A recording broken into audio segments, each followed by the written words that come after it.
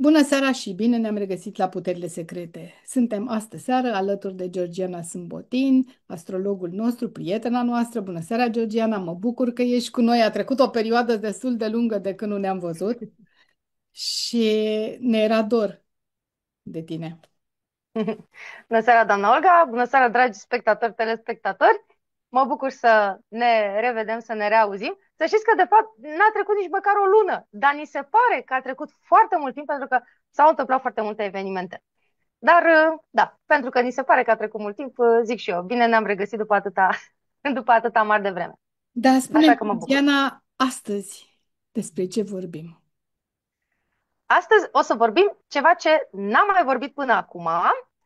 O să avem o analiză foarte interesantă. O să vă spun niște lucruri și niște interpretări astrologice pe care nu le-ați mai auzit până acum. Să știți că tot astrologie se numește ceea ce facem, se numește astrologie tradițională și prin intermediul a ceea ce o să discutăm astăzi, adică prin intermediul stelelor fixe, o să vedeți că o să ni se clarifice, în primul rând, situația mondială, la nivel mondial. Mai întâi despre aceasta o să discutăm, după care o să discutăm, bineînțeles, despre ce dorește toată lumea, adică situația României. Unde să facem și o recapitulare în care eu o să vă zic, eu v-am spus și să vă arăt ce s-a bifat din decembrie pe astrograma previzională a României până acum și o să ne ajutăm și de stelele fixe să aflăm și câteva lucruri interesante care să ne dea de gândit, să ne ajute să ne pregătim mai bine viața pe lunile care urmează, deci pe anul în curs, și să ne ajute să avem o viață cât mai liniștită și mai frumoasă. Pentru că ce sunt stelele fixe? Și acum să vă zic secretul. Stelele fixe sunt unul din cele mai mari secrete ale astrologiei. Cunoscând povestea și semnificația acestor stele fixe, aflăm, în primul rând, cum vor decurge lucrurile în perioada următoare, atât la nivel mondial cât și în România, și aflăm și ce fereastră de oportunitate avem în povestea acelei stele fixe, atât pentru noi personal, pentru poporul român și, bineînțeles, v-aș recomanda să profitați de această fereastră de oportunitate, pentru că poveștile se repetă, ceea ce a fost în trecut se repetă și în viitor și aceste povești ale stelelor fixe se repetă periodic atunci când vreo planetuță vine peste acea constelație, peste acea stea fixă și o activează. Și atunci dacă noi cunoaștem aceste mitologii, aceste povești, garantat cunoaștem și ceea ce urmează să se întâmple în continuare. Din nou, acestea nu sunt povești de a dormi copiii, sunt povești de trezit copiii, să știți, pentru că astrologia se bazează pe mitologia constelațiilor. Și dacă noi înțelegem acest lucru, atunci înțelegem și la ce să ne așteptăm. Așa că, acum, cu Doamne ajută, că până acum n-am mai făcut așa ceva, deci este în premieră, să începem să discutăm specific despre ce se întâmplă la nivel mondial.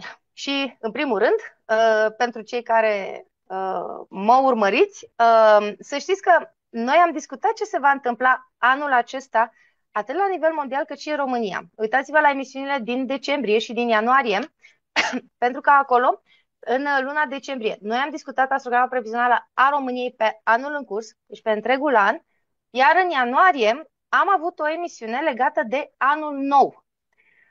De ce spun de această emisiune? Pentru că din aceasta voi reaminti acum la început, pentru că prima astrogramă pe care o discutăm este astrograma anului nou, care a început la 1 ianuarie. Și aceasta este valabilă pentru toată lumea, toate popoarele care sărbătoresc anul nou pe 1 ianuarie. Adică este vorba de o situație mondială, dar atenție, doar pentru popoarele care sărbătoresc 1 ianuarie ca începutul anului. Nu este valabil pentru chinezi, de exemplu, care au anul nou chinezesc, sau pentru alte popoare care sărbătoresc anul nou în alte luni ale anului. Da? Bun. Și asta ce înseamnă? O să vedeți, de obicei, partea asta europeană, vest-europeană, America, Australia. Deci, aceștia ne încadrăm pe partea de an nou. Și o să vedeți că ceea ce se întâmplă inclusiv această confruntare internațională care ia foc din ce în ce mai mult, nu este la nivel mondial. Adică nu vă panicați degeaba. Este doar la nivelul celor care sărbătoresc pe 1 ianuarie anul nou. Poate suna ciudat, adică chiar atât de specific. Da, chiar atât de specific. Bun. Și aduceți-vă aminte și atunci când a fost prima conflagrație mondială, a doua conflagrație mondială.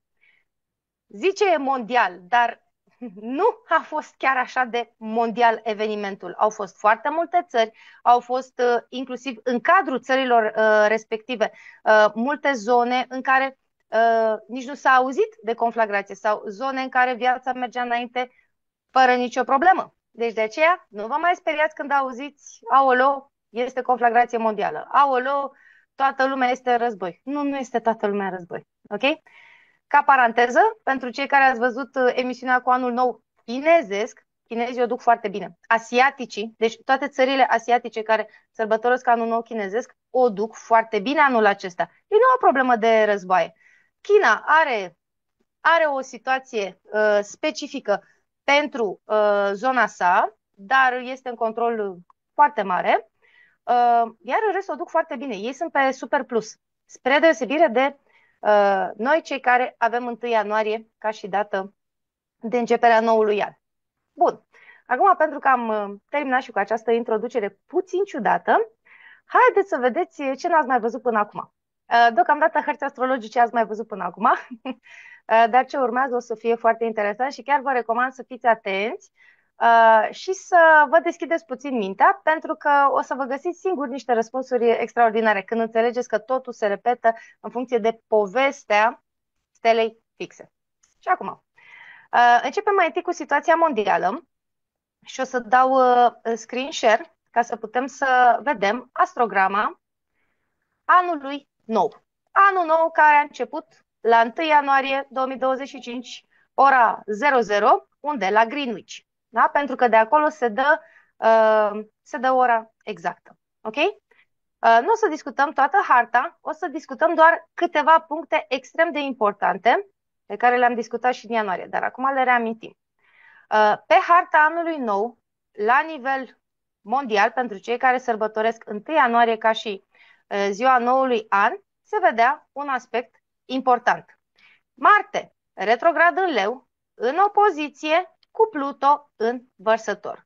În grad foarte exact. Adică Marte la un grad 55 Leu, iar Pluto un grad 03 Vărsător. Adică o opoziție perfectă, în mai puțin de un grad. Atunci când în astrologie avem genul acesta de aspecte, înseamnă că ceea ce se întâmplă 100% și se întâmplă foarte repede. Da? Se întâmplă repede, se realizează repede, se finalizează destul de repede. Asta e o veste bună. Da? Și acum, Marte ce se face? Păi este planeta acțiunii, dar în context geopolitic mai înseamnă și planeta care acționează pe parte de confruntări. Da? Adică este cea care aprinde focul războaielor. Da? Iar Marte, în opoziție cu Pluton, întotdeauna arată o confruntare dură între două puteri. Adică sunt două puteri care se ciocnesc cap în cap. Da? Iar eu v-am spus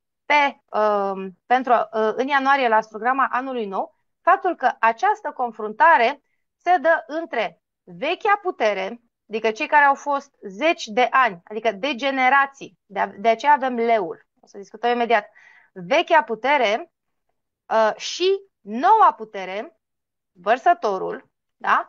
Care vine să preia locul vechii puteri. Cine câștigă din această confruntare? V-am spus și în ianuarie, câștigă cei noi, nu câștigă cei vechi. De ce? Pentru că avem unitate de măsură în astrologie. În primul rând, Marte este retrograd. Întotdeauna când avem o planetă retrogradă, înseamnă că este în deficit. Deci numai de aici vedem că Marte este mai slab, este perimat față de Pluto. Deci Pluto are un avantaj. Da? Iar Marte retrograd în Leu nu se simte prea bine. Și v-am mai spus, pentru că asta apare și pe astrograma României, Marte retrograd în Leu arată o acțiune feroce, sălbatică, dură, care nu durează foarte mult, dar este îndeajuns de puternică încât să sperie pe toată lumea. Da? Aici puteți să vă gândiți și cum este leul încolțit. Da? Dacă leul este încolțit, rage atât de puternic încât te sperie cât să-l lași în pace. Da? Și în Sun Tzu, Arta Războiului, dacă o citiți, și ar fi bine să o citiți, mai ales pentru ce se întâmplă acum la nivel mondial, o să vedeți că acolo și scrie: când animalul este încolțit, atunci aproape devine turbat. Adică reacțiile pe care le are sunt extraordinare, pentru că este o situație extraordinară, este de viață și de moarte. Da? Dar asta ce mai arată? Că nu mai are nicio cale de ieșire, este încolțit. Da? Iar acest Marte retrograd în Leu arată că cei care sunt acum moștenitorii vechii puteri la nivel mondial, da? Adică cei care au deținut puterea de câteva generații, și aici vine partea de leu. Leul este aristocratul sau, în acest caz, putem să numim și aristocrație politică. De ce? Pentru că de generații doar anumite familii, doar anumite persoane au deținut puterea în acel domeniu. Vorbim la nivel mondial. Ok? Și atunci, această aristocrație politică a ajuns la un sfârșit. Da? De ce? Pentru că așa este mersul lucrurilor. Eu v-am spus, cei care fac jocul acestei lumi au rând pentru fiecare. Acum e rândul tău să domnești 72 de ani, după care este rândul altuia să vină să domnească 50-70 de ani. Adică toată lumea face cu rândul, da? Roata se învârtește. Nu există niciun bine absolut, niciun rău absolut. Da? Ne e și bine, dar după aia ne mai e și puțin rău, după care iar ne e bine și tot așa. Roata se învârtește. Iar acum acest aspect arată foarte clar pe anul acesta faptul că roata se învârtește ca o dată la 72 de ani. De ce spun asta? Pentru că 72 de ani fix durează o firdarie, adică o perioadă a vieții, un ciclu complet. Da? Ca să știți, 72. Și o să vedeți că această cifră se găsește și este chiar la baza situației care se află acum în Orientul Mijlociu. S-a ajuns la situația din Orientul Mijlociu actual din ultimii 2 ani, din cauza că una din cele două părți a ajuns la sfârșitul contractului de 72 de ani. Am mai discutat acest aspect și în alte emisiuni. Vă recomand să cercetați, pentru că internetul este la un click distanță, și să vedeți faptul că cei care sunt încă prezenți în Orientul Mijlociu și au venit ca și invitați acolo, acum 72 de ani, acum le-a expirat contractul de a sta acolo. Și din cauza aceasta, pentru a își prelungi dreptul de ședere acolo, au dezvoltat ceea ce este cunoscut de 2 ani, conflictul din Orientul Mijlociu. Dar asta este altă discuție, o să discutăm altă dată. Acum doar vreau să vă spun de ce există cicluri. Da? Deci există cicluri, nimeni nu rămâne pentru totdeauna. Nici răul nu dă, nu e nici binele. Odată vine unul la putere, odată celălalt. Bun. Iar acum se schimbă stăpânirea. E perfect normal. Și atunci, ce observăm aici? Marte retrograd în Leu arată. Ei nu mai au putere, adică cei vechi, da? Nu mai au putere. Problema este că nici nu vor să dea drumul la putere. Adică după ce că ți s-a terminat timpul de ședere acolo, te și încăpățânești să nu ieși din locul respectiv. Da? Și asta, din păcate, este rău pentru ei, pentru că ei au de pierdut. Da? Pluton în Vărsător este direct, nu este retrograd. Deci planetuța merge fără opreliști. Iar Pluton în Vărsător, Vărsătorul ce arată? Noua generație. Vărsătorul se opune Leului. De ce? Leul este vechea putere, Vărsătorul reprezintă, pentru că Vărsătorul este umanist. Gândiți-vă și la ce s-a întâmplat în Franța, da? La 1770 și nu mai știu cât, da? Cu Revoluția franceză. Liberté, egalité, fraternité. Asta este Vărsătorul. Este cel care vrea binele celor mulți, nu binele celor puțini. Adică Vărsătorul se gândește, eu și poporul meu ce facem? Da? Adică, într-un fel, această nouă putere care vine acum, ce face? Manifestă idealurile Vărsătorului. Adică zice, de ce să ne conduceți voi pe noi la nivelul acesta despotic, chiar dacă cică se numește democrație. Da? Și zice, unde sunt drepturile pentru oamenii de rând, cum s-ar spune. Bineînțeles că și aici există niște pericole, adică să nu vă gândiți că ăștia sunt ăia răi, Marte retrograd în Leu sunt ăia răi și Pluton vărsător sunt cei buni care ne salvează. Nu, să nu gândiți în alb și negru. Înseamnă schimbarea puterii. Da? Iar aceștia, da, acum se opun și luptă pentru niște libertăți personale, da? Și scot în evidență nevoia aceasta a populației de a ieși în față și de a-și cere drepturile, da? De a se opune acestor aristocrați politic care au ajuns să facă doar ceea ce doresc ei și să impună, da? La fel ca niște despoți. Dar, din nou, și aici trebuie lucrurile privite cu precauție. Da? Bun. Și acum, acest conflict o să-l discutăm. V-am arătat ca să vedeți pe hartă aspectul și o să vedem că ceea ce discutăm este aspectul de Marte și de Pluto și cum se finalizează această situație pe acest an. Adică ne uităm la nodul nord, adică destinul lumii pe anul în curs. Și aici o să vedeți că o să aflăm niște informații foarte interesante care ne clarifică care sunt câștigătorii, ca să spun așa. Bun. Și acum o să începem lucrurile interesante și încep cu primul slide interesant. Să vă povestesc informații despre cine sunt vechea stăpânire. Iar vechea stăpânire sunt aceștia. Vă prezint Ursa Mare, constelația Ursa Mare. Pentru că acum vorbim de stele fixe. Ce înseamnă stelele fixe? Stelele fixe sunt cele care, teoretic, nu se mișcă deloc de pe cer. De aici avem și constelațiile. Constelațiile sunt aceleași, în aceeași formație, de sute de ani. Da? De aceea și marinarii și toată lumea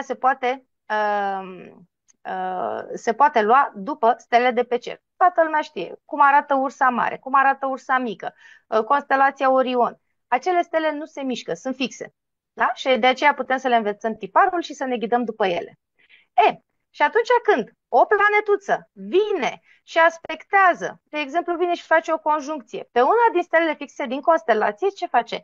Înseamnă că prin planetuța respectivă se canalizează toată povestea acelei constelații și începe să se manifeste în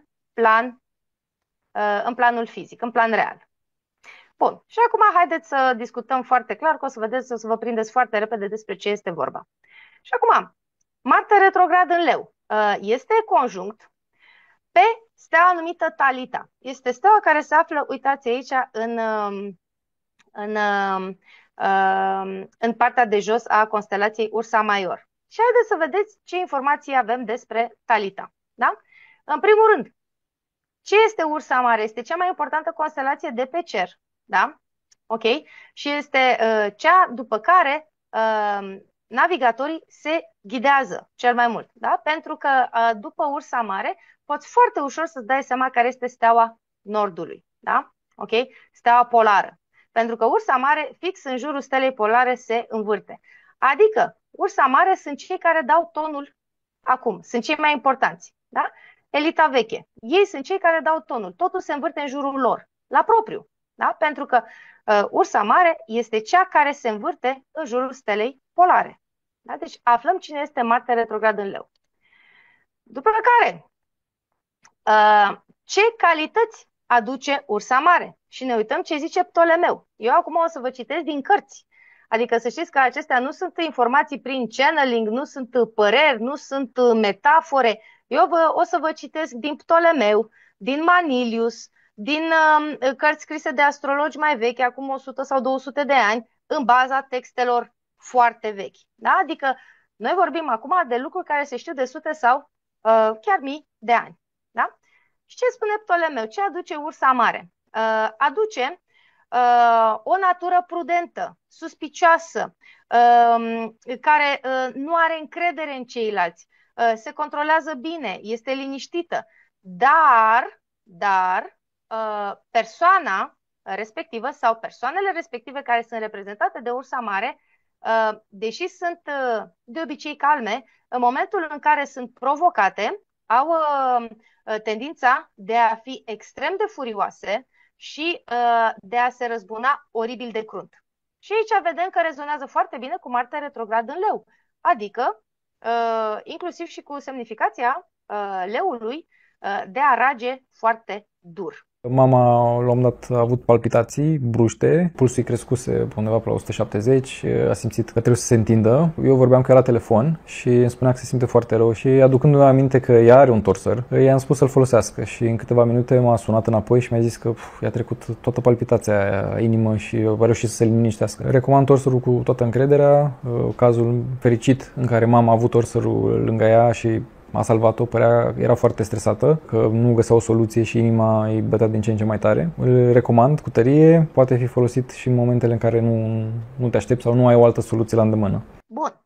Deci, deja aflăm despre cine este vorba. Sunt cei care dau tonul. Deocamdată, încă dau tonul, da, la nivel mondial. Sunt cei care sunt liniștiți și relaxați. De ce? Păi dacă ai controlul de generație, de ce trebuie să fii stresat? Că l-ai, da? Nu te stresezi, da? Autocontrol, da, pentru că s-au învățat cum să facă lucrurile să meargă de atâta timp. Răbdători, da, pentru că întotdeauna ca să faci, să ai putere, să domini la nivel mondial, trebuie să ai răbdare pe termen lung, că nu faci pe 5 ani, pe 50 de ani, da? Dar acum că sunt deranjați din locul în care sunt, ce fac? Reacționează nu agresiv, extrem de agresiv. Extrem de agresiv. Adică mai agresiv decât trebuie. Da? Bun. Încă un lucru interesant. Punctul de Antiscia.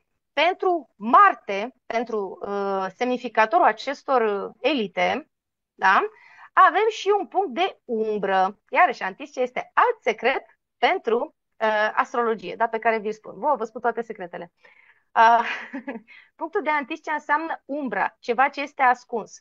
Și am calculat punctul de Antiscia pentru Marte și l-am găsit în Miram, care se află în constelația Taur, 28 grade Taur. Ce înseamnă punctul de umbră? Vedem care e problema, adică ce amenință din umbră pe Ursa Mare. Păi hai să vedem.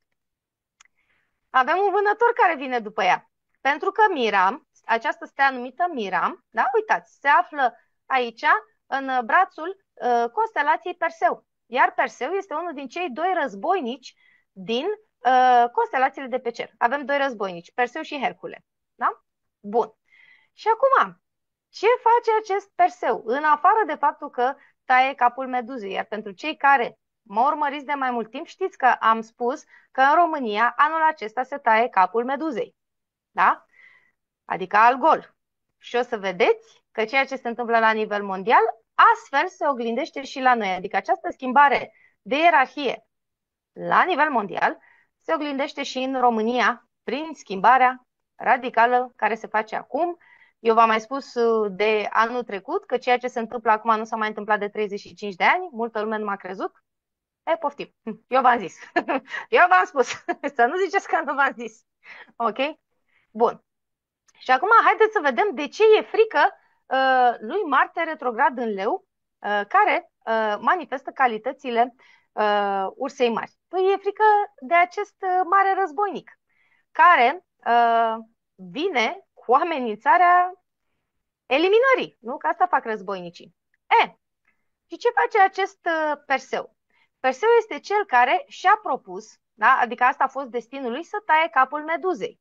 Ce a făcut? I s-au dat armele necesare. Atenție că nu spun degeaba ceea ce spun. Deci, atenție, i s-au dat armele necesare. Nu le-a găsit, nu le-a luat, nu și le-a făcut. I s-au dat. Deci cineva i-a dat armele necesare. De ce? Ca să se ducă la luptă, da? Și să omoare Meduza. Ce făcea Meduza aceasta?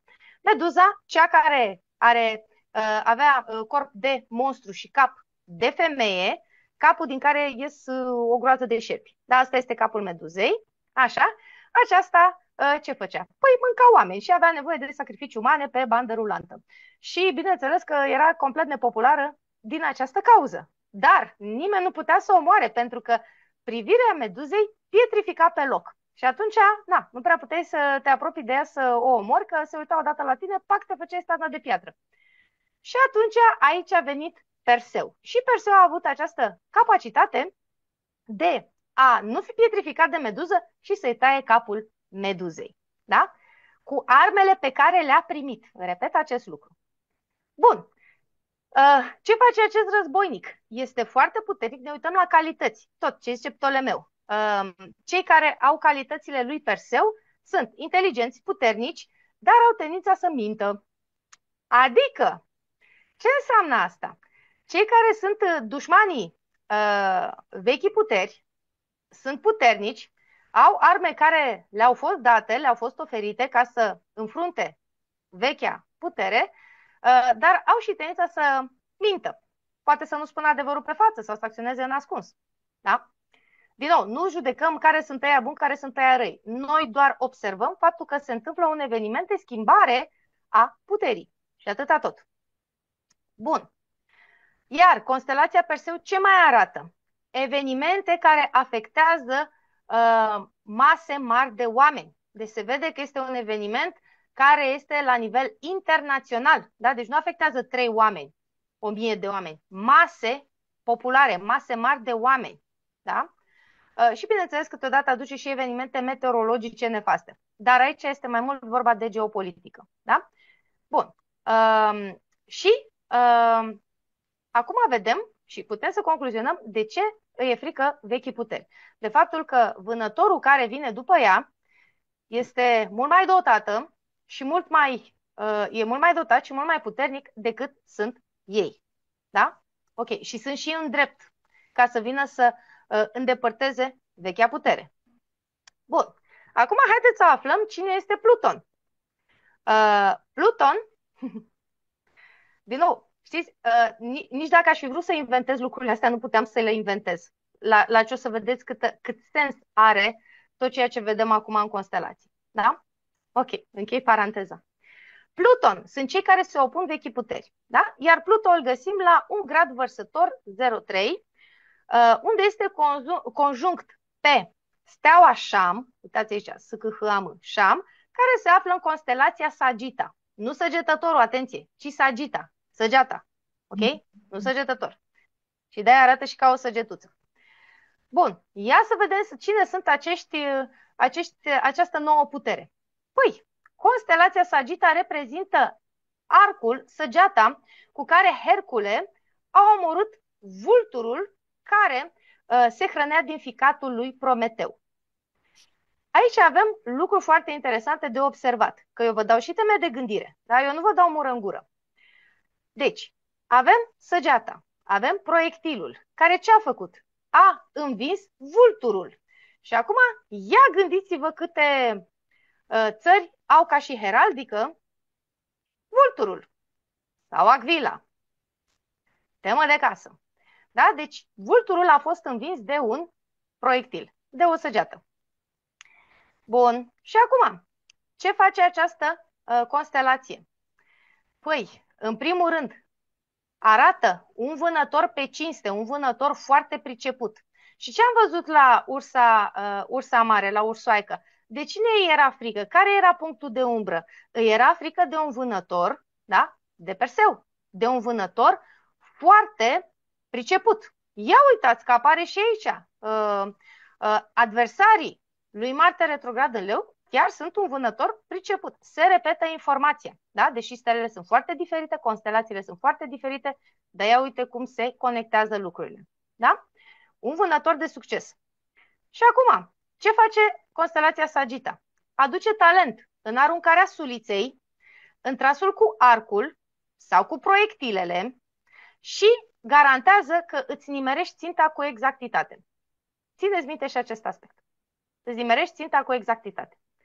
Acum, din vechime până în aceste timpuri, proiectilele au evoluat. Da? Am trecut de la săgețică, la glonț, la rachetă, la mai mult de atât.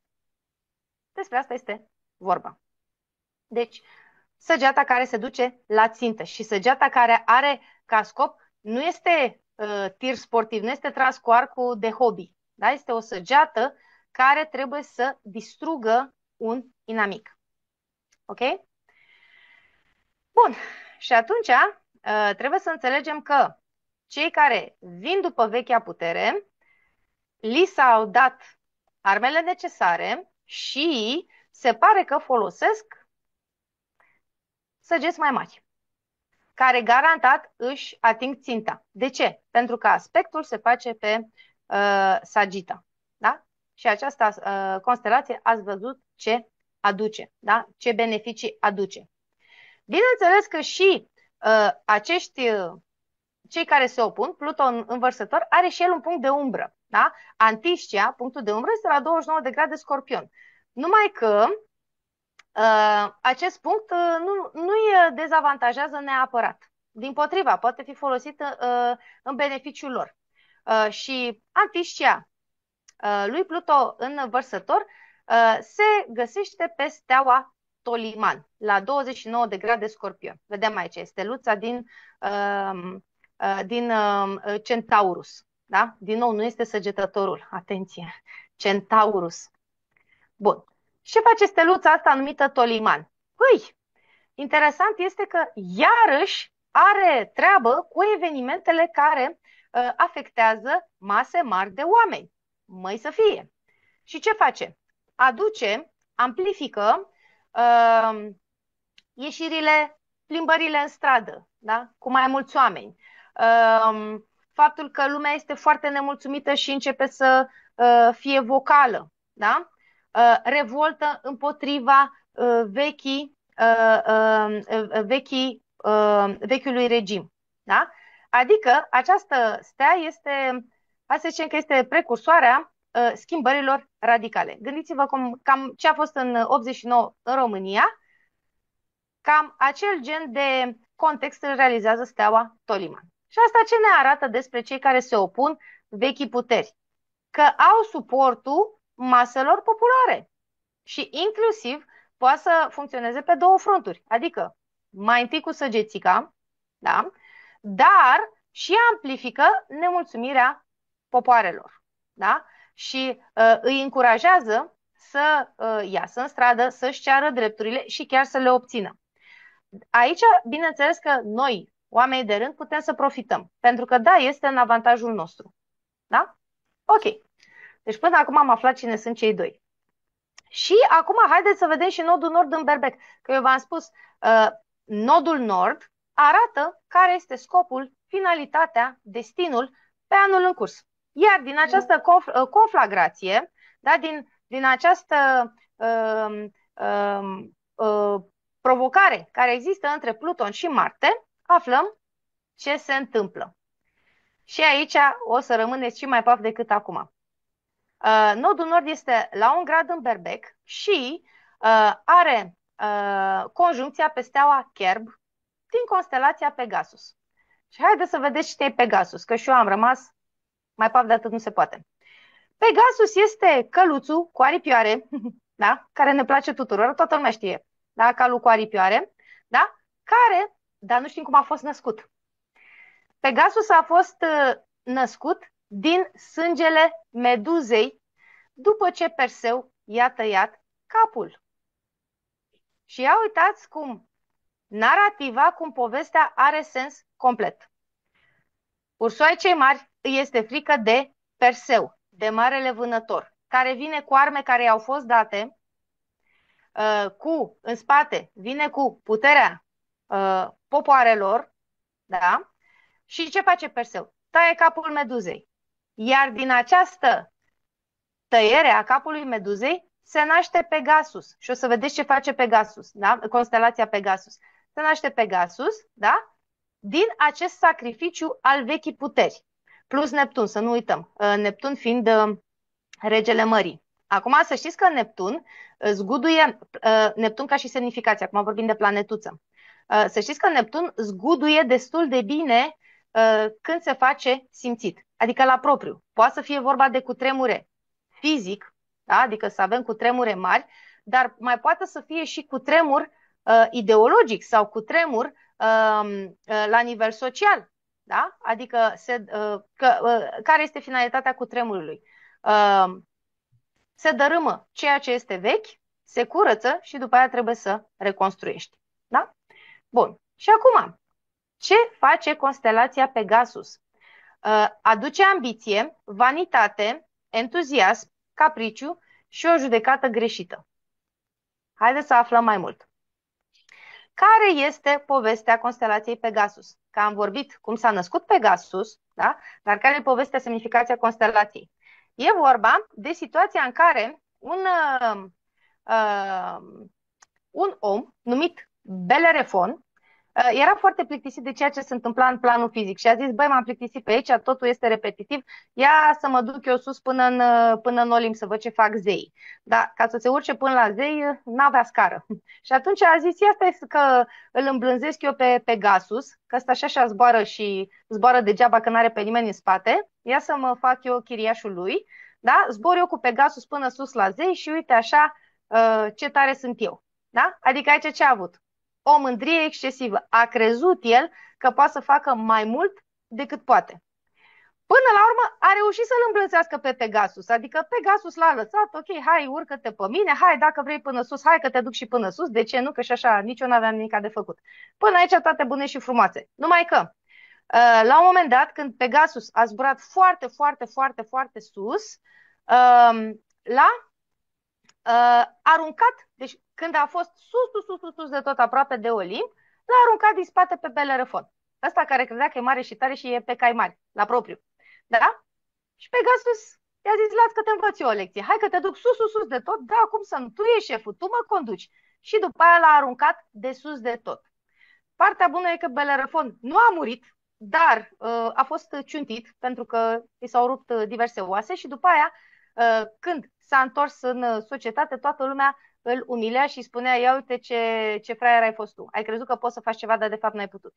Și atunci, care este concluzia acestei constelații? Se numește sindromul Pegasus. Atenție! Sindromul Pegasus înseamnă faptul că persoana crede că poate să facă mai mult decât poate. Și aici arată vanitate. Vanitate, grandomanie și credința că e aproape Dumnezeu. Sau că poate să schimbe lucrurile pe care numai Dumnezeu poate să le schimbe. Ok? Și atunci, revenim la nodul nord. Ce înseamnă asta? Păi ne arată că cine se pare că câștigă lupta acum, nu o să câștige. Adică, cum știți cine o să câștige dintre Marte retrograd în Leu? Între vechea generație și Pluton învărsător, noua putere. Păi o să câștige noua putere. Pentru că cei care sunt vanitoși, vechea putere, aceștia o să aibă și hubris, adică mândrie exagerată. De ce? Pentru că au puterea de atâția zeci de ani. Cred că dacă le-a mers atât de mult, garantat, le va merge și de acum încolo. Dar Pegasus ce face? I-a urcat atât de sus, tocmai ca la un moment dat să-i arunce din spate când nu se așteaptă. Că asta se întâmplă, când nu te aștepți. Acesta este prețul mândriei. Știți că este și vorba, mândria este înaintea căderii. Păi uitați-o. Da? Deci, ce aflăm de aici? Subestimarea duce la pierdere. Este lecție de smerenie. Pentru cine? Pentru vechea putere. Și asta ne arată încă o dată că Marte retrograd în Leu pierde. Ok? Și acum, ca și concluzie la prima parte a poveștii noastre, ce am văzut? Confruntarea dintre vechea putere și noua putere arată că este timpul lor de schimbare. De ce? Pentru că toate celelalte aspecte de pe cer care se fac merg împotriva lor. Adică asta înseamnă nu că cineva le vrea răul, ci că este timpul de schimbare. Acest aspect este deasupra binelui și răului. Da? Adică când trebuie să schimbi, trebuie să schimbi. Nu se pune problema dacă este bună sau rea schimbarea. De aceea, că mulți mă întrebați, da, o să ne fie bine? Da, e bine cu ce o să vină nou? Domnule, trebuie să se schimbe. Nu înseamnă că este bine sau rău. Binele și răul ne-l facem noi personal. Depinde voi, personal, individual, cum răspundeți la această schimbare. Ce înseamnă asta? Dacă ne activăm destinul personal, dacă începem să preluăm responsabilitatea asupra propriei vieți, păi garantat și vechiul sistem și noul sistem vă poate fi benefic. Da? Dar nu acum că vechiul sistem se duce și cine rămâne cantonat în trecut, da, are de pierdut, pentru că nu ține pasul cu schimbarea care vine în mod natural din stele. Da? Bun, de la maestrii jocului, cei care sunt deasupra binelui și răului și deasupra tuturor ocultelor pe care le cunoașteți sau nu le cunoașteți. Nu, și aceia sunt executanții jocului. Nu sunt ei cei mai mari și cei mai tari. Da? Bun. Deci, până acum am discutat ce se întâmplă la nivel mondial. Și acum haideți să discutăm despre România, să vedem ce parte avem noi în joculețul acesta. Da? Ce se întâmplă la noi. Și o să facem și o mică recapitulare aici. Da? O să dau screen share, mai întâi să vedem harta României și după aia iarăși vă spun povești. Da? Iarăși ne uităm la constelații. Păi, vedeți? Pentru că are sens. Dar pentru asta trebuie să ne deschidem puțin mintea. Da? Ok.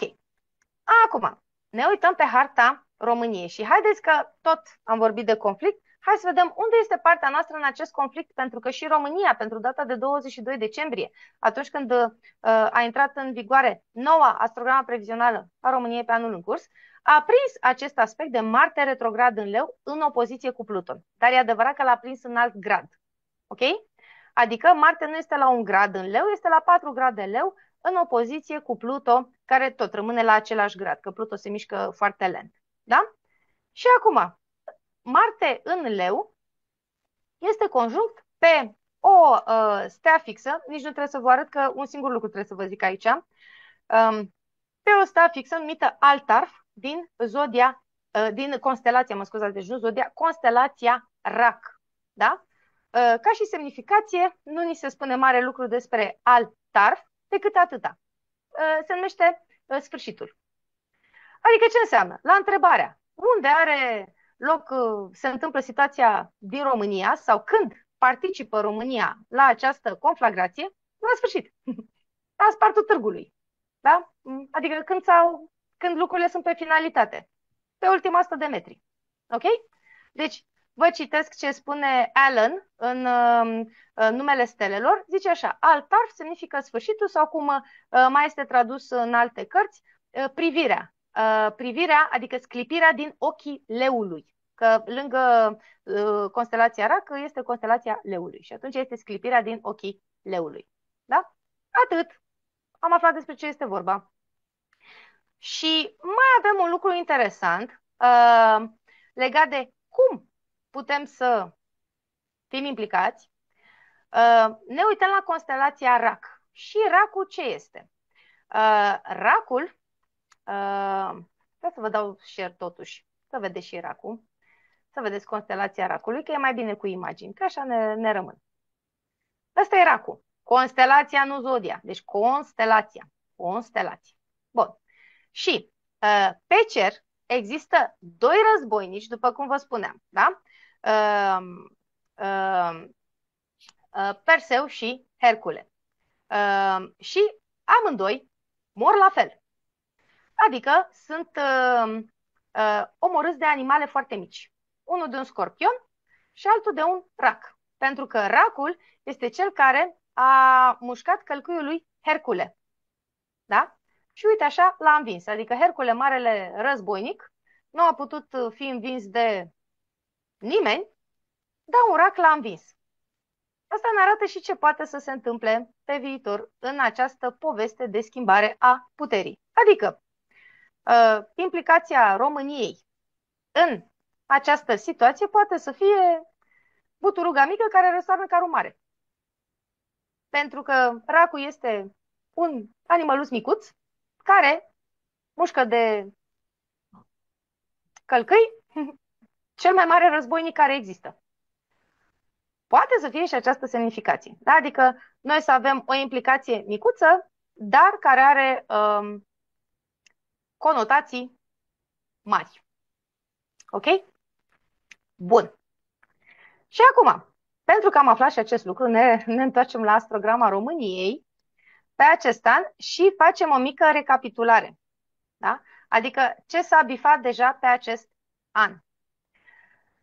În primul rând, v-am spus că în acest an este foarte greu ca un președinte să fie ales și să și rămână.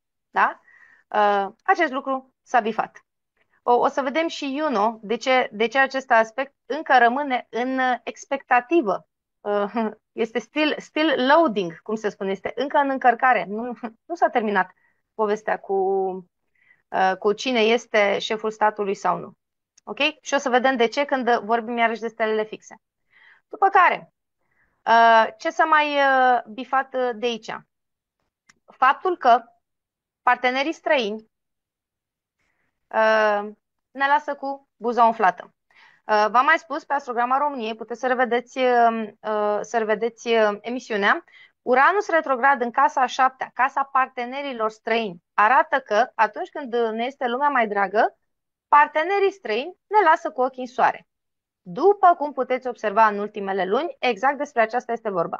Noi vorbim aici de parteneriatele țării noastre, adică parteneriatele sunt cu NATO, cu Uniunea Europeană, cu americanii. Aceștia sunt, pentru că aceștia sunt parteneri. Da? Și din această cauză există și tendința de schimbare a acestor parteneriate la un moment dat. De ce? În baza acestui Uranus retrograd, care arată că fix atunci când avem nevoie de ei, ei nu se vor prezenta. Ok?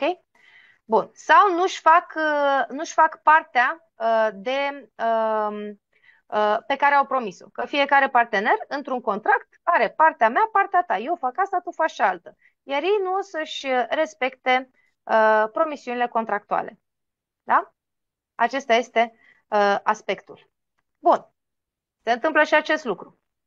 După care, acum nu mai zic cu partea financiară, că asta oricum o știați, oricum se întâmplă. Doar vă reamintesc că avem pe casa banilor, pe produsul intern brut și pe casa 8-a, taxele, impozitele, datoriile, avem aspecte catastrofice. V-am spus de la începutul anului, din păcate, avem o recepție mutuală negativă. Ce înseamnă asta? Mercurul de aici este în opoziție cu Jupiterul din casa 8-a. Asta nu e nicio problemă că nu se înțeleg ei. Dar Mercur este în Săgetător, adică în casa lui Jupiter, iar Jupiter este în Gemeni, în casa lui Mercur. Iar ăștia doi nu se suportă. Și asta ce înseamnă? Recepție mutuală negativă. Adică scot din ei tot ce este mai rău la capitolul bani pentru România. Atenție, nu români. Da? Deci să facem diferență foarte clară între poporul român și România. Pentru că românii au bani. Deci românii au bani. România ca și țară, ca și bunuri, ca și posesiuni, da? Are probleme și datorii. Deci sunt două lucruri complet diferite. Ok?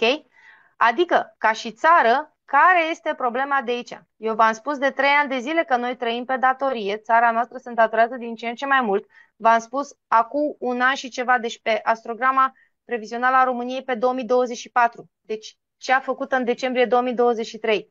Faptul că România, deci țara, nu mai are bani să plătească nimica și totul este pe datorie.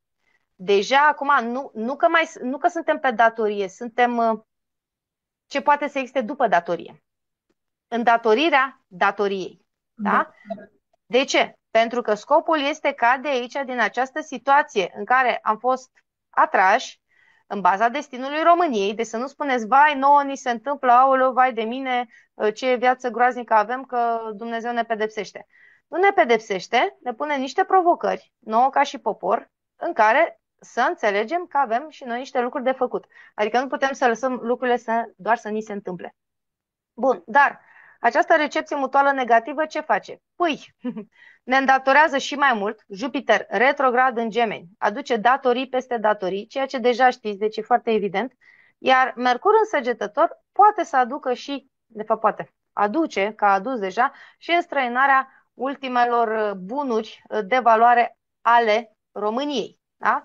Bunuri cum ar fi bunuri, pământuri, mine, bani, asset-uri. Deci tot ce are legătură cu averea care poate să fie exploatată. Da? Că putem să exploatăm păduri, munți, ape, deci ceea ce poate fi exploatat pentru un profit.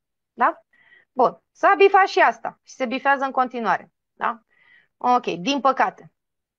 Bun, după care, încă un lucru. Eu v-am mai spus faptul că noi nu vom avea conflict pe teritoriul țării noastre, ci o să ne ducem noi la vecini. Da? V-am mai spus, Marte retrograd în Leu, locul unde este plasat Marte într-o astrogramă a țării, casa, domeniul în care este plasat, arată unde se produce conflictul. Iar noi avem norocul chior, adică ne iubește Dumnezeu, prin faptul că conflictul nu se produce la noi în țară. V-am mai spus și în astrograma din decembrie, noi o să participăm, România va fi atrasă în conflict, dar o să ne ducem noi la ei, nu vin ei la noi. Da? Uitați-vă pe astrograma României din decembrie 2024, pe 6 TV. Da? Bun. După cum puteți observa, fix asta se întâmplă acum. Da? Suntem atrași în conflictul altora. Ce înseamnă casa noua? Casa noua reprezintă străinii, străinătatea. Deci nu este la noi. Teritoriile noastre sunt aici, casa a patra. Uitați, aici nu se întâmplă nimic. Nici guvernatorul casei 4 nu are aspect cu Marte. Asta este cel mai important lucru posibil. Adică nu ne poate lovi războiul. De proiectile este altă treabă și am spus și acest lucru, faptul că străinătatea reprezintă și ambasadele sau locurile desemnate din România care sunt cedate internaționalilor. Da? Și atunci acelea se numesc loc străin. Adică, de exemplu, o ambasadă. Putem să avem o ambasadă în București, unde sunt toate ambasadele. Da? Ok? Ambasada respectivă nu este România. Se numește că este proprietatea țării respective și se numește că este teritoriul țării respective. Este un lucru foarte interesant din punctul acesta de vedere. Bazele americane de la noi. Da, teoretic e pe pământ românesc, dar baza fiind acolo în jurisdicția lor, nu e a noastră, este a lor. Se numește teritoriu străin, chiar dacă are, nu știu, 1000 de metri, 5000 de metri, cât, nu știu. Da? Deci, de aceea este foarte important să înțelegem această distinție. Adică dacă este să cadă vreo pietricică pe la noi peste gard, cade specific doar pe locurile străine de la noi din țară. Că sună ciudat. Cum adică loc străin de la mine din țară? Tocmai v-am explicat. Ok? Pentru noi, teritoriile românești, suntem ok. Universul ne-a dat și Venus, micul benefic, fix pe granițe, adică ne păzește granițele, nu intră nimeni la noi, nu intră peste noi, nu ne cucerește. Și Saturn în pești aduce o anumită stabilitate. Da? Deci nu avem ce se întâmplă la vecinii noștri. Aia nu se va întâmpla în România. Da? Deci v-am spus acest lucru. Dar unde se întâmplă? Păi uitați la vecinii noștri apropiați și depărtați. Casa 3 arată vecinii noștri apropiați, adică fix țările cu care noi avem graniță. Ok? Iar granița ce înseamnă? E fix liniuța asta dintre casa 3 și casa 4. Chiar asta este granița. Iar noi aici avem pe micul benefic care ne păzește.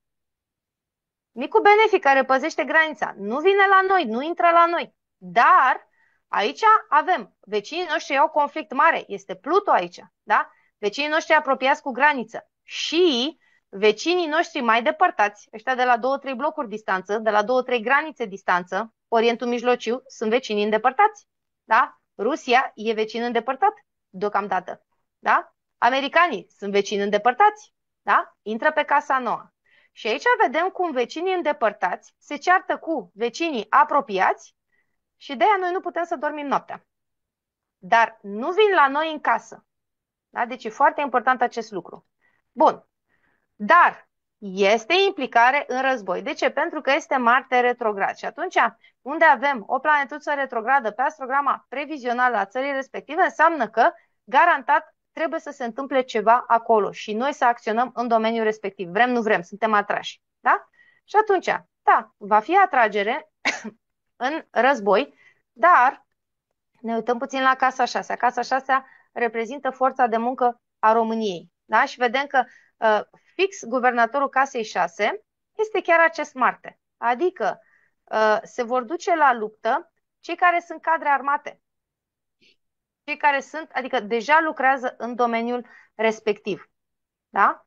Și v-am mai spus faptul că acest Marte retrograd în Leu aduce o manifestare bruscă, cruntă, bagă frica în noi, dar nu durează mult timp. Nu este ceva care să dureze 2 ani, 5 ani. Să nu vă gândiți la așa ceva. Este ceva care durează poate 2 luni, 3 luni, ceva care este scurt. Pentru că scopul nu este aici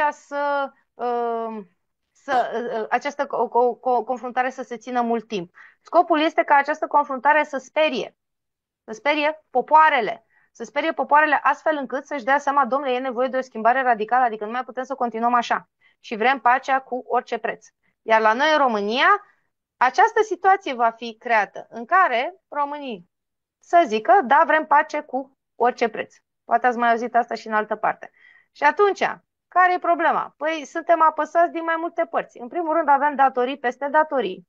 Deci suntem la fundul sacului și chiar mai jos. Da? Nu avem cu ce să ne onorăm datoriile, adică România nu are cu ce să-și onoreze datoriile. Iar aici este și presiunea conflagrației din afara țării noastre. Iar ca să se împace toate aceste aspecte, tendința va fi o concesie teritorială. Adică, hai să le facem puțin granițele. Eu tot vă spun asta, v-am spus și pe Astrograma României din 2020. Astrograma natală a României din 2020. Da? Că la un moment dat, când se termină destinul României de 35 de ani, adică destinul astrogramei care a început în 22 decembrie 1989, noi o să arătăm diferit de cum arătam în 89. Da? Se reconfigurează harta României. Ca așa este scris. Acum, avantajul care este? Cine va ști să negocieze, să dea Dumnezeu, să avem la momentul potrivit persoane în conducerea țării care să fie capabili să negocieze, pentru că, să știți, acest Venus poate să ne aducă teritorii în plus, nu neapărat să ne ia. Da? Deși aici eu cred că va fi o situație de dăm și luăm, ca un fel de schimb. Da? Ok?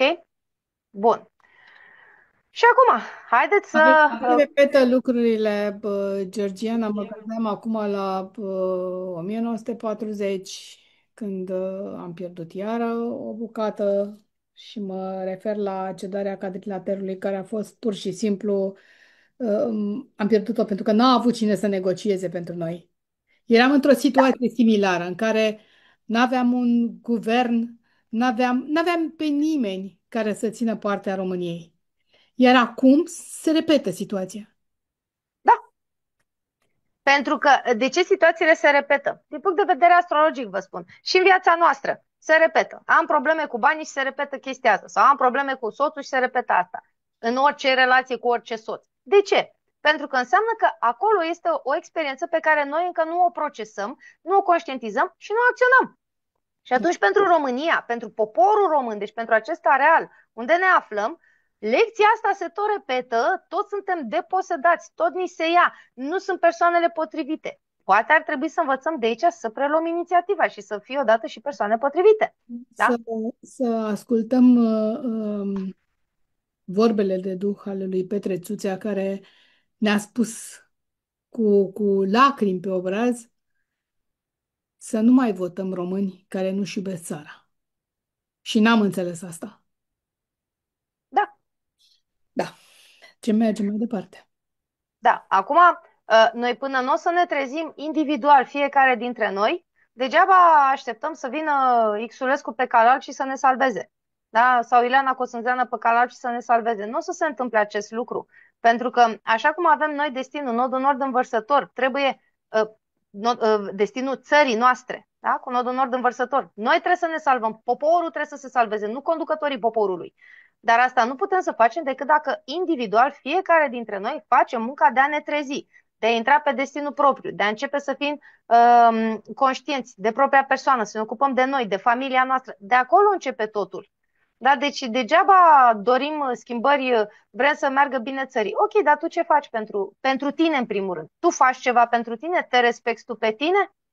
Faci ceva să ai o viață mai bună? Sau îți bagi joc de tine, ai un salariu mediocru, îți plâng copiii acasă, cum se spune, și ești în datorii? Aia înseamnă că nu te ocupi de tine, înseamnă că nu ești responsabil, aia înseamnă că vrei ca alții să se ocupe de bunăstarea ta și inclusiv de drepturile tale. Da? Pentru că aici, apropo de taxe și impozite, bucuria tuturora, Jupiter retrograd în Gemeni în casa 8-a aduce taxe peste taxe. Noi deja suntem obișnuiți cu asta, dar eu v-am spus și în decembrie, acum o să fie taxe obraznice. Adică se întrec limitele de suportabilitate. Dacă nici de aici nu înțelege nimeni nimica, din nou, ne merităm soarta. Ok? Dar, am lăsat cei mai buni pentru sfârșit, adică, totuși, aceste lucruri, eu nu zic numai lucruri rele, dar scopul astrologului este să vă spună e ca GPS-ul, da? Nino, Nino, obstacol în față. De ce? Nu ca să zici, aoleu, vai, obstacol în față, ca să le eviți, să nu intri cu mașina în el. Ok? Deci de aceea, rolul meu este să vă zic, vedeți că e problema aici, e problema aici și problema aici. Da? Nu e vorba că eu văd doar probleme. Ăsta este rolul meu de GPS astrologic. Să știți, e problemă pe acolo, e problemă pe acolo, e problemă pe acolo. Ok, cum fac? Cum o rezolv? Păi dacă văd că e problemă cu taxe și impozite, probleme cu banii, ia să fiu mai precaut cu ce fac eu cu banii și pe ce îi cheltuiesc anul acesta. Ia să-mi pun și ceva deoparte. Ia să fiu și pregătit. Ia să mai iau poate și al doilea job sau poate ia să-mi încep și eu afacerea mea ca să fac mai mulți bani. Da? Deci așa este bine să luați aceste informații. Nu, aoleu, o să murim cu toții. Nu. Deci sunt probleme, dar întotdeauna există și soluții. Și să știți că luna în Fecioară, luna reprezintă poporul. Iar luna în Fecioară pe acest an arată că poporul român ajunge la o stare de agitație, nervozitate, suprasaturare, dar și frică în a acționa. Da? Dar acest lucru este declanșat, o să fie declanșat, că încă nu s-a declanșat la maxim, atunci când o să ni se tragă țapa de partenerii străini și o să rămânem perfect șocați.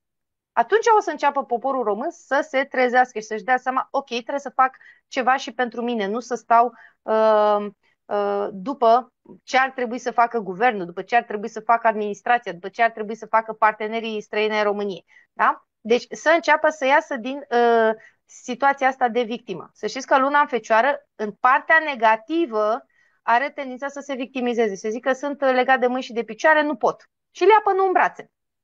Ok? Partea bună a lunii în Fecioară, că există și o parte bună și v-aș recomanda pe aceasta să o activăm pe acest an, partea bună este acțiunea pas cu pas. Da? Luna în Fecioară este ca furnicuța care spune, ok, trebuie să-mi pun deoparte, trebuie să fiu prevăzător, trebuie să am și planul A și planul B și planul C. Da? Asta face luna în Fecioară. Ok? Deci vă recomand să luați partea bună a lunii în Fecioară și să nu manifestați partea negativă. Și mai arată încă un lucru. Fecioara, lucrurile se rezolvă cu răbdare, că Fecioara este răbdătoare, cu răbdare și cu pași micuți. Da? Deci dacă cumva se întâmplă ceva greu în viața sau provocator în viața voastră anul acesta, nu vă panicați. Stați calmi, beți o cafea, beți un ceai, scrieți exact ceea ce se întâmplă, care e prejudiciu, care e problema, după care gândiți-vă ce pot să fac pas cu pas ca să rezolv chestia asta. Și garantat așa ieșiți. Și inclusiv România, poporul român, din orice situație, atenție, din orice situație în care ne putem afla anul acesta, dacă se organizează puțin cu răbdare și pas cu pas, adică să nu sară etape, cu răbdare, cu consecvență, perseverență, poate să-și facă vocea auzită. Da? Pentru că asta vreau să vă zic la sfârșit. Acum, vreau să trecem pe stele fixe ca să vedem detalii în plus față de ce v-am spus tot așa, din constelații, din stele fixe. Și cu ce vreau să rămâneți de aici, nu este situația groaznică, nu este situația catastrofică. Este ceea ce trebuie să se întâmple, trebuie să trecem pe aici. Important e cum reacționăm noi la aceste provocări, da? Noi individual. Iar cum să acționăm individual, deja v-am spus. Cu precauție, cu un plan și cu perseverență. Bun. Și acum ia să vedem constelațiile și să mai aflăm niște lucruri interesante. Bun. Asta este, da. Așa. Trecem la povești, din nou. Ascendentul României, acum vorbim tot de România. Ascendentul României pe anul acesta este conjunct pe steaua Nusaken. Teoretic face parte dintr-o coroană. Teoretic ar trebui să fie de bine. E puțin mai anapoda. De ce? Ce înseamnă ascendentul unei țări? Arată felul în care este privită țara în lume, adică ce opinie face. Da? Cum suntem respectați de ceilalți, dacă avem un cuvânt de spus sau nu, sau suntem în cantitate neglijabilă. Și inclusiv cam care este atmosfera din țara respectivă pe anul în curs. Da? Ok. Și acum, deci o luăm așa cum este. Deci să nu ziceți că e bine sau că e rău. O luăm așa cum este. Nusakan se mai numește, mai are și numele de bolul săracului sau pomana săracului. Da? Adică, cam așa suntem percepuți și cam așa ne simțim. E atmosfera, e vorba așa de ambianță, atmosfera ambianță. Cam asta este în țară anul acesta. Asta nu înseamnă că nu poate fi schimbat. Da? Dar asta este ce plutește în aer. Ăsta e norișorul deasupra României pe anul acesta. Și așa suntem și percepuți. Adică, la nivel internațional, tendința este să fim priviți ca și cantitate neglijabilă în ceea ce avem de spus. Da? Pe de altă parte, o să vedeți, așteptați până la sfârșit, că am și vești bune. Ok? O să vedem că luna în Fecioară, pentru că este pe o anumită stea fixă, chiar are o putere foarte, foarte interesantă și aduce capacități de schimbare nebănuite. Dar, din nou, trebuie să fie activat acest aspect. Bun. Deci, ca să nu mai fim săracii europei, să fim percepuți așa, trebuie să te punem pe treabă.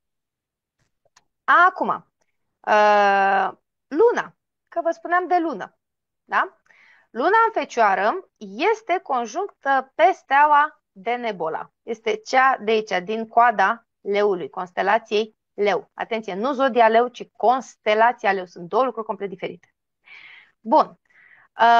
Și aici arată că populația, luna reprezintă populația, populația are un cuvânt de spus anul acesta, poporul român are un cuvânt de spus dacă se organizează și face ceva. Ce înseamnă asta? Are un cuvânt de spus din punct de vedere legal. Atenție, pentru că ce face steaua aceasta de Nebola? Se mai numește judecătorul sau domnul care vine, adică persoana cu autoritate care vine. Da? Și ce arată? Ne uităm ce spune Robson.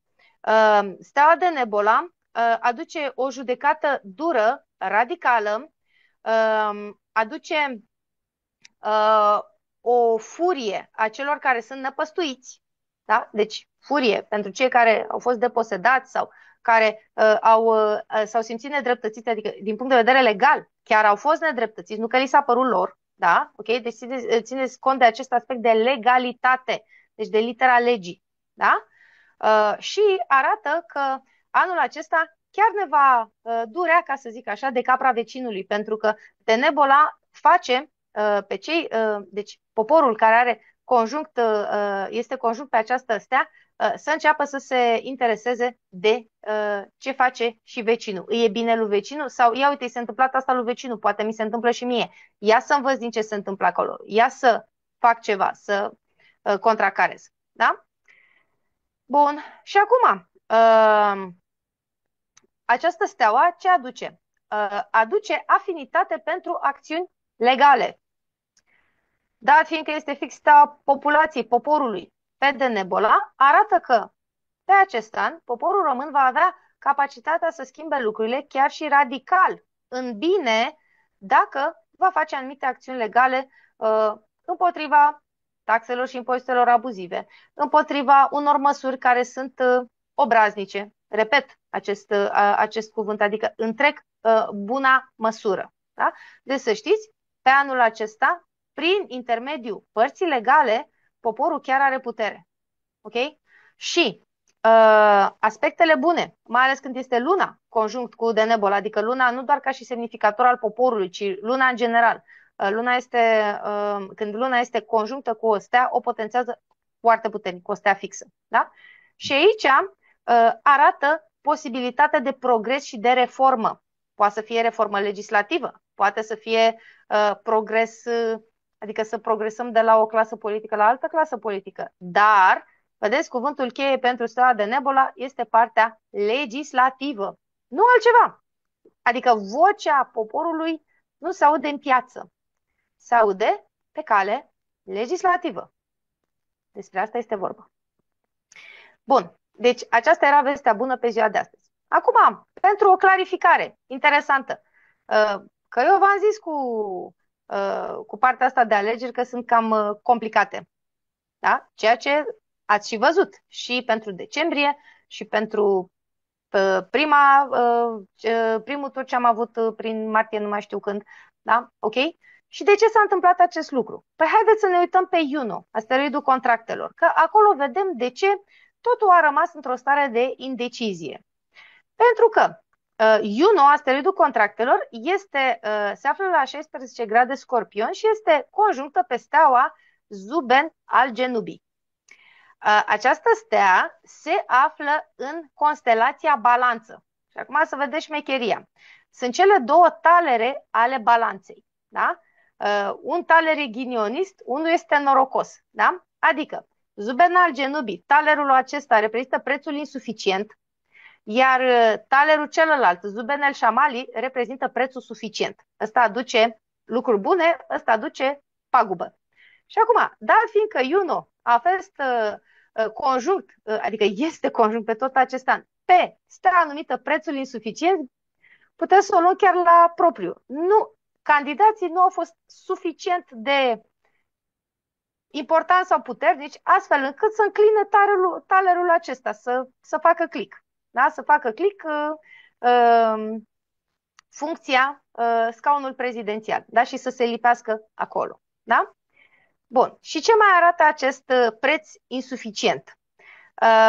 Aduce situații stresante, aduce situații ghinioniste pentru cel care se bagă în jocul respectiv, da?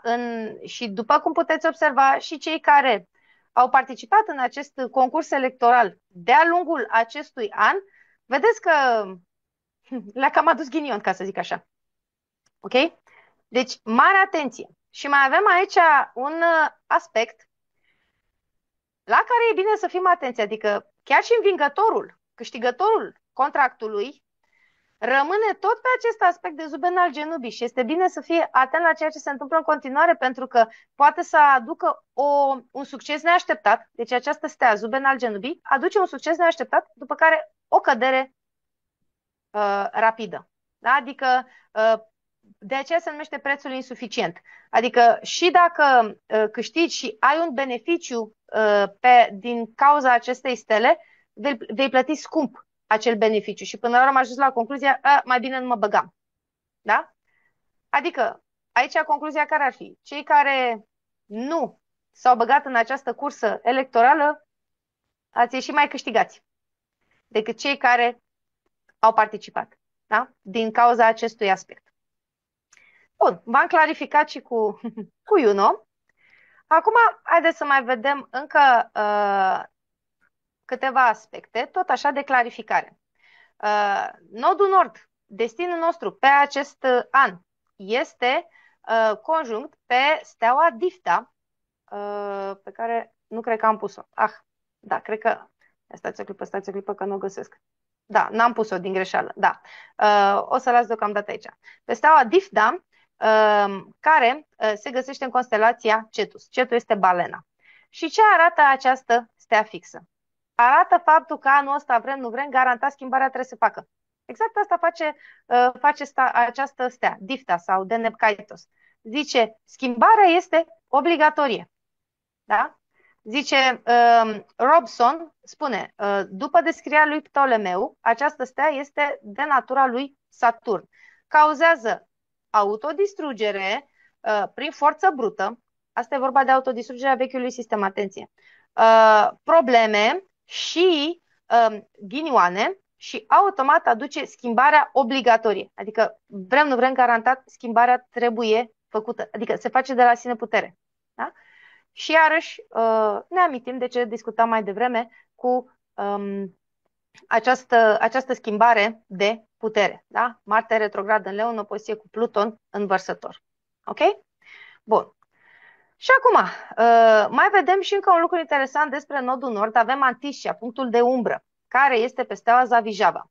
Eu am mai vorbit o dată de steaua Zavijava pentru că aceasta a apărut și cu candidații care au fost în ultima competiție.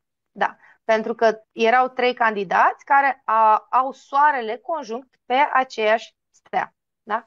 Și asta este și punctul de umbră pentru destinul României pe anul acesta, adică foarte interesant. Bun, dar ce face acest punct de Antiscia? Ce ne arată? Faptul că Și aceasta aduce o anumită necesitate de a termina cu vechiul, de a distruge vechiul și de a merge pe nou. Da? Adică nu avem,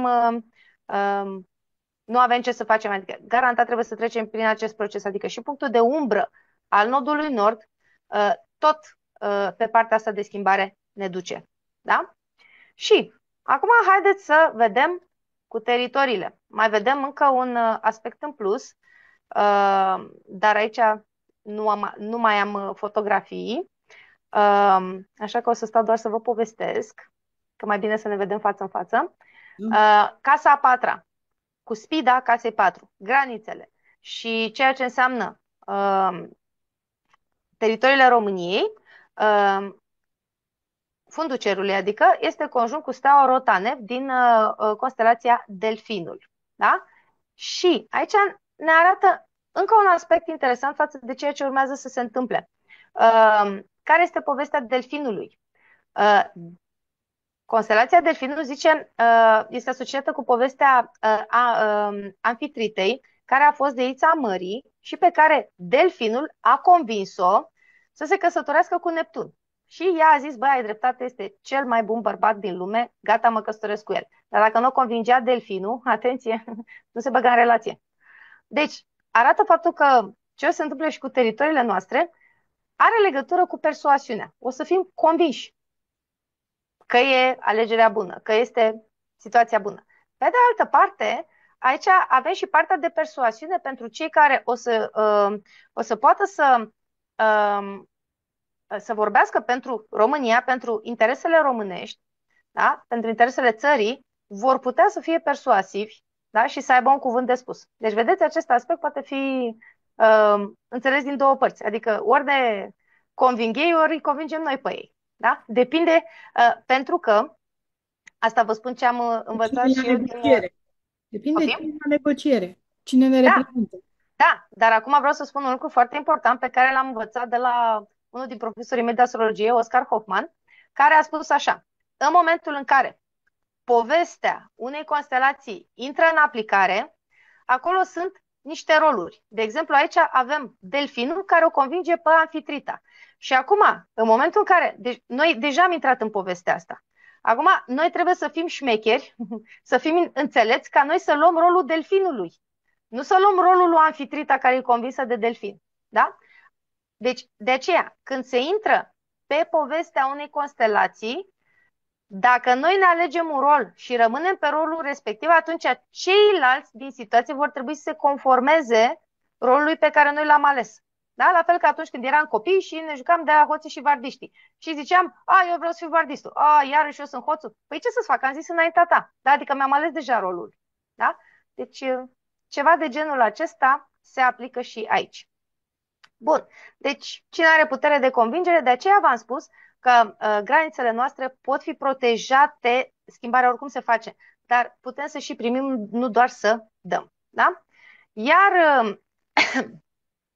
aici încă un aspect pe casa a șaptea și cu asta o să închei, adică încă o lămurire, pentru că asta e emisiune de lămurire, legat de parteneriatele noastre cu NATO, UE, americanii, deci parteneriatele strategice, sunt reprezentate de casa a șaptea. Și aici casa a șaptea, cu spida casei 7, este conjunctă pe steaua numită Hamal. Foarte interesant și că se numește Hamal. Toată lumea știe ce este un Hamal, da? Din vechime. Da? Este cel care lucrează pentru alții și trage tare. Adică este în slujba celorlalți. Asta nu prea se numește parteneriat, pentru că în parteneriat amândoi trag în aceeași direcție. Nu există un subordonat, da? Hamalul întotdeauna este servitorul. Citiți din poveștile vechi. Dar aici steaua numită Hamal are și o altă conotație. Adică arată tendința de a aduce asociați, deci exact așa se numește, da? Robson spune. Poate să aducă asocieri negative, pierdere din asocieri, umilință din asocieri. Da? Și vedem că este fix pe cuspida casei 7 care se ocupă cu asocierile. Adică, aici despre ce este vorba? Precauție. Da? Adică, dacă trebuie ca și țară să ne realizăm partea de contract. Foarte bine, așa este corect. Dar să fim atenți, și partenerii noștri își onorează partea de contract. Deci aici, pentru cei care pot și au această capacitate, le recomand precauție, adică să se asigure că dacă noi trebuie să realizăm o anumită parte contractuală, să se asigure înainte ca noi să începem să facem lucrul respectiv, că nu primim țeapă din partea cealaltă. Da? Pentru că și Uranus retrograd pe casa 7 și cuspida casei 7 pe această stea fixă arată că tendința este noi să facem și să rămânem cu buza umflată. Da? Iar acest lucru, bineînțeles că cine suferă? Populația suferă, că nu cei puțini care sunt la conducere. Da? Bun. Și acum, ca și concluzie, după cum puteți vedea, astrologia este foarte variată, foarte interesantă și țineți cont de aceste povești care se repetă. Da? Țineți cont de semnificația constelațiilor când sunt activate, pentru că astea vă arată exact ce urmează să se întâmple în continuare.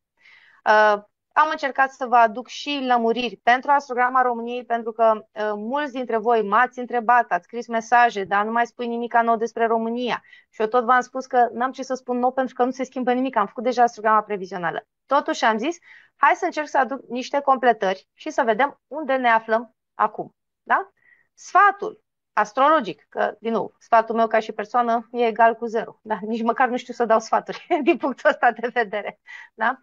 Sfatul pe analiza pe care am avut-o, pe care am făcut-o, în funcție de toate aceste date, este ca poporul român să fie calm, asta nu înseamnă calm și relaxat, să fie calm, prudent, deci prudent, atent, pentru că Fecioara este foarte atentă. Da? Fecioara, de exemplu, este genul de persoană care citește toate instrucțiunile. Da? Atenție! Orice hârtie vine, orice taxă vine. Ok, ia să vedem, este în temeiul legal sau nu este? Da? Fecioara citește toate instrucțiunile. Fecioara zice, păi stai o clipă, asta este corect, dar asta este incorrect. Da? Deci Fecioara este atentă la detalii. Și atunci, dacă poporul român este atent la detaliile mici, acestea vor face diferențele mari. Pentru că dacă veți putea corecta micile detalii de la început, atunci nu o să ne mai confruntăm cu probleme mari. Pentru că problemele mari apar pentru că un detaliu nerezolvat e aici, încă o problemă mică aici, încă o problemă mică aici și uite așa toate, la un moment dat, ca și comorbiditățile. Da? Încep să funcționeze împreună și să colapseze organismul numit România. Deci atenție la detalii, pas cu pas, și ați văzut, populația, Luna, în Fecioară, chiar este conjunctă pe o stea foarte bună, care zice foarte clar, temeiul legal, mergeți pe legalitate, nu altceva. Atenție, nu altceva, altceva nu funcționează. Bun, cu acestea am încheiat expunerea din această seară și poveștile pentru trezirea copiilor mari, nu pentru adormire, da? Poveștile pentru trezire. Sper că ați rămas cu ceva folositor de aici. Da, foarte interesantă emisiunea. Sper să se întâmple tot ce este de bine, iar noi să gândim și să avem niște reprezentanți care chiar să, cum să spun, să fie inspirați, să fie luminați de Dumnezeu ca atunci când ajung să negocieze pentru noi și pentru ei.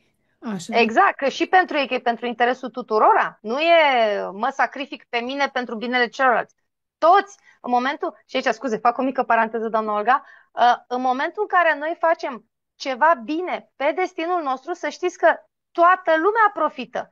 Profităm și noi, profităm și ceilalți, totul înflorește în jurul nostru. Adică niciodată nu există să faci ceva și tu să te sacrifici să fie bine celorlalți. Nu, universul funcționează așa. Când trebuie să faci un punct de destin care este pe nodul nord, adică pe calea ta personală, garantat ți este bine și ție și aduci plus valoare indirect, adică chiar dacă tu ești concentrat doar să-ți faci partea ta, garantat, făcându-ți partea ta, vei avea impact pozitiv asupra mediului. Da? Deci așa e și pentru cei care sunt la conducerea țării. Gândiți-vă că acest lucru exact cum a zis și doamna Olga, pentru voi este bine pe viitor, pentru karma voastră, pentru sufletul vostru, pentru bunăstarea voastră și a copiilor voștri. Pentru bunăstarea noastră a tuturor, să sperăm că vom fi, cum să spun, așa cum am zis, luminați, iar atunci când va trebui să luăm decizii, le vom lua pe cele mai bune pentru noi. Da, îți mulțumesc tare mult, Georgiana. Abia aștept să Drag. îmi spunem ce faci tu, cum te pot oamenii contacta. Știu că ești plină până peste cap, dar... Da. Dar, dacă aveți întrebări, dacă doriți analize, mă puteți contacta, îmi puteți scrie mesaj pe WhatsApp la 0726 861 669. Mă întrebați ce doriți și vă răspund. Și de asemenea vă încurajez să vă înscrieți pe grupul meu de Facebook, Astrologie și Tarot cu Georgiana Sâmbotin. Este grup privat de Facebook, pentru că acolo, în următoarele luni, să știți că o să apară lucruri foarte interesante și foarte practice care să vă ajute să treceți cât mai bine peste provocările din acest an. Și nu numai. Da. Așa că vă aștept acolo să vă înscrieți. Și noi vă așteptăm. E gratis. Trebuia să spun asta. Pentru toate noutățile cu care venim în fiecare seară, vă doresc ca de fiecare dată fericire în suflet și putere în trup, să treceți cu bine peste săptămâna ce vine, să trecem cu toții cu bine, să ne revedem sănătoși, o seară frumoasă. La revedere, mulțumesc, Georgiana. Vă pup! L-am folosit la purificarea apei, apa mi se pare mai bună la gust. L-am folosit și la alimente, în special la carne, și spre marea mea surprindere se crea o spumă lipicioasă din un fel de plastic cauciucat, așa ceva, o spumă ciudată, care provine de la toxinele din alimente. Alimentele, odată purificate, sunt mult mai gustoase, mult mai sănătoase, adică nu mai au nimic toxic în ele. Elimină pesticide, substanțele care sunt stropite și sunt toxice pentru sănătatea noastră. Foarte bun și eficient, adică într-un timp scurt îți dă ceva pur să mănânci sau să bei. Îl recomand cu căldură tuturor.